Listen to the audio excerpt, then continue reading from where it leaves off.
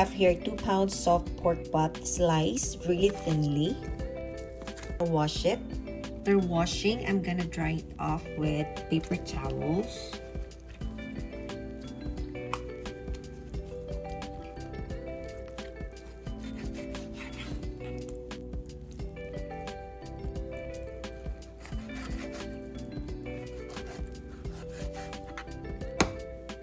Transfer it to our mixing bowl. Marinate our pork, and we're gonna season it with 1 teaspoon of salt, teaspoon of ground black pepper, half a teaspoon of granulated sugar. Optional lang yung sugar, okay? A teaspoon of garlic powder, teaspoon of onion powder, 4 teaspoon of paprika, and you want to mix it well. Just adjust the seasoning according to your preference. And that's it. Transfer it to our Ziploc. So I will marinate this overnight. Or if you don't have time, it's fine. You can marinate it for at least 1 hour. For frying our pork, we're gonna heat up some oil. We're gonna make some garnish. Around 2 tablespoons olive oil. We have 1 head of minced garlic.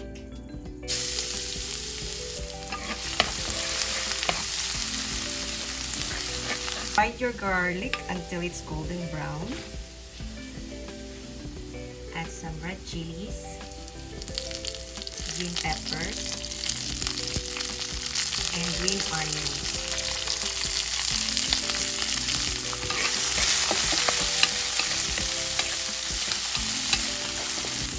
Put the salt, and some salt, ground black pepper.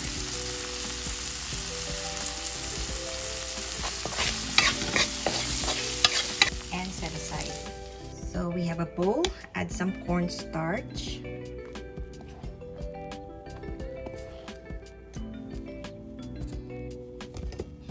Season our cornstarch with a little bit of salt, black pepper,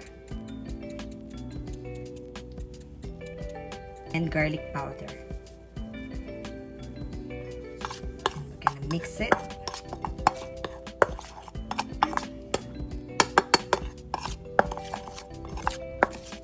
And one by one, you want to coat your pork with the cornstarch.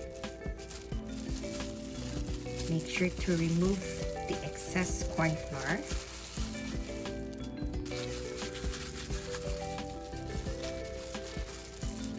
Shake it a little bit like this, and deep fry until golden brown.